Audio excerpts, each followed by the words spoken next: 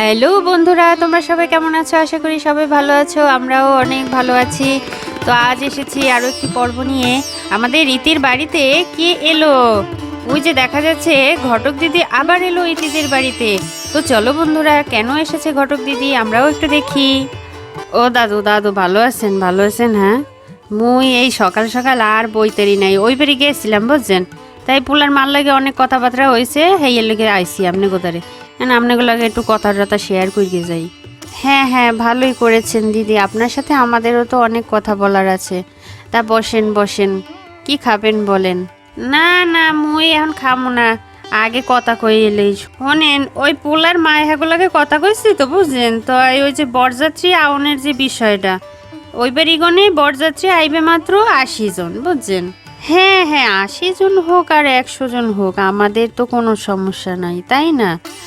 আমরা তো ভেবেছিলাম যে 100 জন টন আসবে এরকম। না, ওই 100 জন না বুঝছেন, 80 জনই আইবে। আইয়া বিয়ে করাইবে, বিয়ে করাইয়া পোলার লগে জোন পাশে থাকবে এনে, আর হগলি ওই রাত্রিরেই চলগে যাবে। ও আচ্ছা আচ্ছা। আর বউবাতে আপনি কো 80 জন বা 100 জন যে কয়জন হোক আপনারা ম্যানেজ করে যাইতে কইছে বুঝছেন। এনে পোলার মা আপনি গোদারে ফোন দেবে, নিমন্ত্রণ করবে এনে। আচ্ছা ঠিক আছে ঠিক আছে, সে তো খুব ভালো কথা। আর হোনেন, আপনারা খাওন দাওনের কি কি হলেন কন দেখি একটু। খাবার দাবার আয়োজনে ঠাকুরের ইচ্ছায় কোনো কমতি হবে না, সে নিয়ে চিন্তা করবেন না দিদি। পোলাও, বেগুনি, ডাল, দই কাতলা, চিংড়ি মালাইকারি, রুই মাছের কালিয়া, chicken roast, chicken curry, mutton curry, আস্ত খাসির মাথার ভুনা, আস্ত মুরগির দো পেঁয়াজি, কোল্ড ড্রিঙ্কস আর যথেষ্ট দই মিষ্টি। ওরে বাবা, এ তো মেলা আয়োজন। তো দিদি দাদা, খালি খাওয়ানোর আয়োজন করলে কি হইব? মোর কথাও একটু মাথায় রাখেন। হ্যাঁ হ্যাঁ, তা তো নিশ্চয়ই। মেয়ের হাতে কানে গলায় গহনা যা লাগে তত দিবই, আর ছেলের আশীর্বাদে 1 ভরি দিয়ে চেইন, কন্যাদানে আংটি দিব, সেই সাথে আপনাকে একটি শাড়ি আর নগদ 10,000 টাকা তো দিবই। কেমন? 10,000 টাকা দেবেন? ওরে বাবা রে বাবা, সে ঠিক আছে দাদা। তো দাদা পোলাটা কিন্তু 1 নাম্বার দেখেন, এখন না বুঝলেও 2 দিন পর একসের মোর কথাই মনে হরবেন বুঝছেন। পোলাটা কিন্তু খুবই ভালো, আমনে গোমাইয়াটারে জম্মের খুশি রাখবে দেখেন। তাই আইসা আইসা এখন যাই যাই বুঝছেন। আর মোরে টাকাটা পরে বিয়ে হইলে সময় বিয়ের দিন দিলে হইবে আর পরে দিলে হইবে বুঝছেন। তাই যাই যাই, ভালো থাকেন আপনারা, আবার এনে বিয়ের দিন দেখা হইবে, ঠিক আছে? আসি। আচ্ছা ঠিক আছে দিদি, ভালো থাকবেন। হ্যাঁ ভালো থাকবেন দিদি, আবার আসবেন। নমস্কার। যাক বাবা, বিয়ের কথা তাহলে মোটামুটি এগুলোই, কি বলো তোমরা? আর ঘটক দিদি বাবা, তাকে 10,000 টাকা দেবে এটা শুনে তো সে মহা খুশি। যাই হোক, এখন দুগ্গা দুগ্গা করে যদি বিয়েটা ভালোভাবে হয় এটাই ভালো। যা চিন্তা করছি, রাতে আমার ঘুমই হচ্ছে না।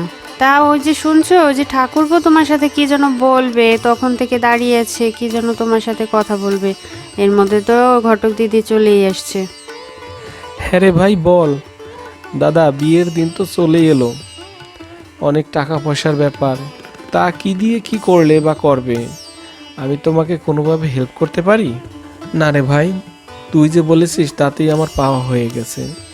ইতি জন্মের পরপরে 2টি ডিপিএস করেছিলাম, তা এখন প্রায় ম্যাচিউর হয়ে গেছে, প্রায় ডাবল হয়ে গেছে। আর 2টা এফডিআরও ভেঙেছি, আর তারপর যা হাতে আছে তা দিয়ে হয়ে যাবে আশা করছি। ও, তবুও তুমি বেশি টেনশন করো না দাদা, আমি তো আছি। তোমার যা প্রয়োজন হবে আমাকে শুধু বলবে। আচ্ছা ঠিক আছে ভাই। কই রে ইতি, ইতি ওরা কোথায়? ও তুলি, তুলিমা। হ্যাঁ বাবা, আমাদের ডেকেছো? এই যে আমরা এসে গেছি। শোন, কি যেন বিউটিশিয়ান না কি যেন আছে না একটা, তোরা যেখানে সাজিস? জেঠুমনি, ওটা তো পার্লার, পার্লারের কথা বলছো তুমি? ওই হবে একটা, ওই পার্লারে গিয়ে কি ফেস মাস্ক না কি মাস্ক ফাক্স করে, সেইগুলো একটু করে আয়, একটু সুন্দর সুন্দর তো লাগতে হবে নাকি? তো ইতির সাথে তোকে তো একটু সুন্দর দেখাতে হবে। তো তোরা দুজনেই যা, আর যাবার সময় আমার কাছ থেকে টাকা নিয়ে যাস, কেমন? ও জেঠু, ওটা ফেস মাস্ক না, ওটাকে বলে ফেসিয়াল, ফেসিয়াল। বুঝতে পেরেছো? ওই হবে একটা। তো ওই আসার সময় তোরা রেস্টুরেন্ট থেকে খাবার দাবার খেয়ে আসিস। যা এখন তোরা যা। ও দিদি, দাদা ভাইয়ের আজ কি হলো বলো তো?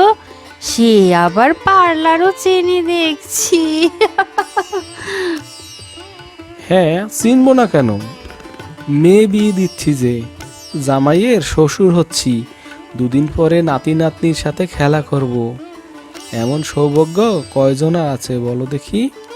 আচ্ছা শোনো গৌরী, তোমার দিদিকে নিয়ে ইতির বিয়ের গয়না আর শাড়িগুলো পছন্দ করে কিনে এনো। যাবার সময় টাকা নিয়ে যেও আমার থেকে। আর ভাই, তুই একবার রতনকে কল করিস তো, ওর দোকানের খাসির মাংস একেবারে কচ্চি হয়। আচ্ছা আচ্ছা দাদা, দিব নে ফোন একটু পরে। আর শোন, বিকালে রানার কাছ থেকে বিয়ের কার্ডগুলো নিয়ে আসিস। সময় মতন তো সবার কাছে পৌঁছাতে হবে, তাই না? আর চিন্টু হলে ওর কাছে ডেকোরেশনের সব দায়িত্ব দিবি। ওর বন্ধু বান্ধবদের নিয়ে বাড়িটা তো সুন্দর করে সাজাতে হবে, তাই না? তো বন্ধুরা, তোমরা তো দেখতেই পেয়েছো ইতির বাড়িতে বিয়ের ধুম লেগেছে যে। আজ বাদে কাল বিয়ে, তাই ইতির বিয়ের সমস্ত পরিকল্পনা অনুযায়ী বাড়িটাকে সাজানো হবে এবং সব কিছু গুছানো হচ্ছে। ওরা নিজেরা নিজেদের দায়িত্ব ভাগাভাগি করে নিয়েছে। তো আজকের পর্ব এখানেই শেষ হলো। আগামী পর্ব দেখার জন্য সবাইকে আমন্ত্রণ করা হলো। আর আমাদের পর্বগুলো দেখতে হলে অবশ্যই আমাদের চ্যানেলটিকে সাবস্ক্রাইব করো। Bye bye.